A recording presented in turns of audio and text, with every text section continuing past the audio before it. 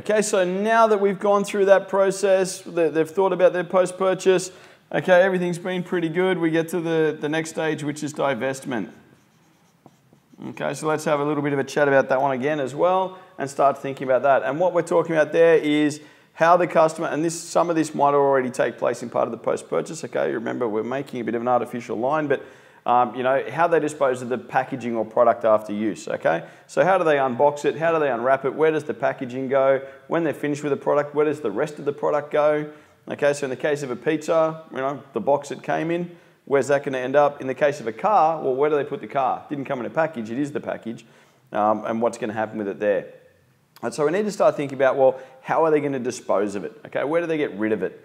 We start to think about, is this going to be a process they're going to remarket or resell the product when they're done? Or is it just going to go into the bin and into recycling? Okay, so, you know, containers often end up just in recycling, but a car, I could either sell for scrap metal or maybe if the car's still functional, sell it to someone else or pass it down the line. Okay, and this is what, one of the things we start to think about there is we start to think about the consumers have environmental concerns about divestment after the product or service is purchased. A good example of that would be that fruit and vegetables. Okay, people get a bit concerned, they go to the supermarket, they buy fruit and vegetables. If it's in heaps of packaging, all that packaging we keep unwrapping and putting in the bin ends up in landfill. And they get very concerned by the amount of waste product that comes out of their kitchen. Okay, so we need to think about that. You know, when I travel in some countries, every time you buy like one banana and it's in a wrapper. Okay, banana comes in a wrapper, it's called the skin, just sell the banana. Okay, but for some reason, everyone wants to put packaging on everything.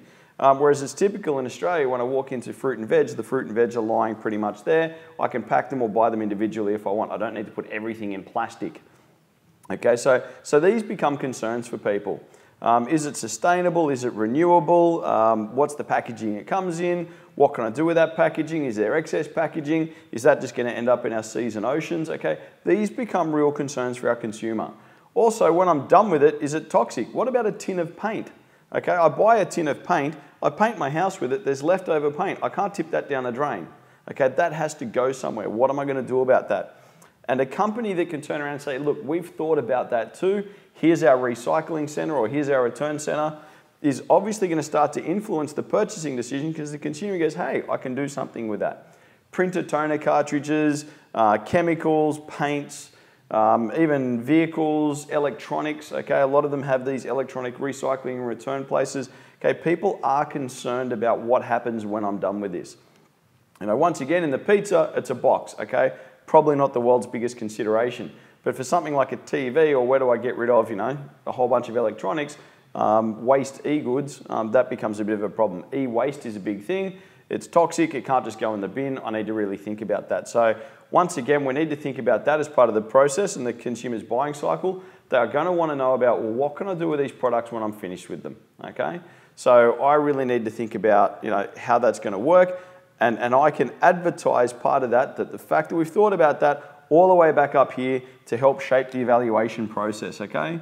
So all the way through my marketing message, I can have my various messages for the consumer going all the way through to basically talk them through the system.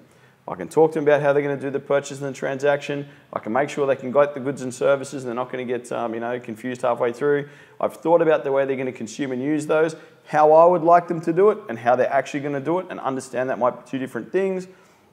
I've thought about their post-purchase and their aftercare to make sure they're satisfied, and then I've also talked through about making sure that those products are recycled, renewable, whatever it happens to be, and can be safely and ethically disposed of, keeping the consumer pretty happy there. And it might be, you know, bring back your old one and give you a discount for the new one.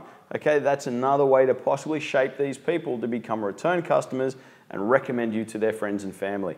If we can do that, we've got a pretty good purchasing cycle down. We've thought about all those aspects, we've factored it into our business, and we're ready to go out there, off to the market. Really well appraised of what's going to happen. Great.